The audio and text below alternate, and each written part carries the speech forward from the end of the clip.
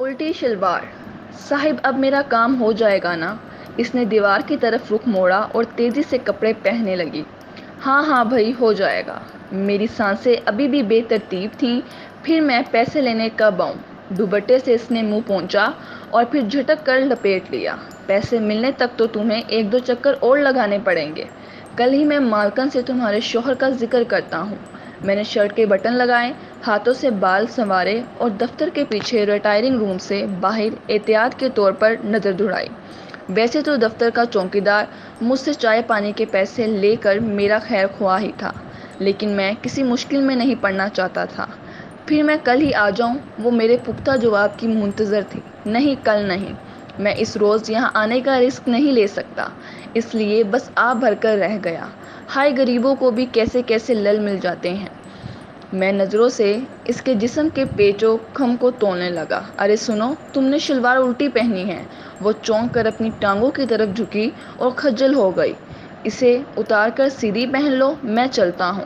میرے 5 منٹ بعد تم بھی پچھلے دروازے سے نکل جانا، اور ہاں احتیاط سے جانا، کوئی دیکھ نہ لے تمہیں۔ یہاں زمل خان 4 سال سے ہماری فیکٹری میں رات کا چوکیدار تھا۔ 2 مہینے پہلے ڈاکوؤں کے ساتھ مزاحمت کے دوران اسے ٹانگ پر گولی لگی اور اب بستر پر لاچار پڑا ہے۔ فیکٹری کے مالکان اس کی امداد کے لیے 50,000 روپے دینے کا اعلان کر کے بھول چکے تھے۔ اس کی بیوی اسی سلسلے میں بار بار چکر لگا رہی تھی۔ میں نے اس کی مدد کرنے کا فیصلہ کیا اور چھٹی کے بعد شام کو اسے فیکٹری آنے کا اشارہ دیا۔ عمر اپارٹمنٹ کی سیڑھیاں چڑھتے ہوئے عقب سے مجھے اپنی بیوی کی آواز سنائی دی۔ اس کے اور میرے گھر آنے کا وقت ایک ہی تھا۔ وہ ایک چھوٹے بینک میں کلرک تھی۔ ایک خوشخبری ہے عمر، وہ تیزی سے اوپر آ رہی تھی۔ خوشی سے اس کی بانچیں کھل رہی تھیں۔ مینیجر صاحب میرے کام سے بہت خوش ہیں اور آج ہی انہوں نے میرے پروموشن کی بات کی ہے۔ دروازے کے سامنے اس نے ہینڈ بیگ ٹٹولا اور چابی نکالی۔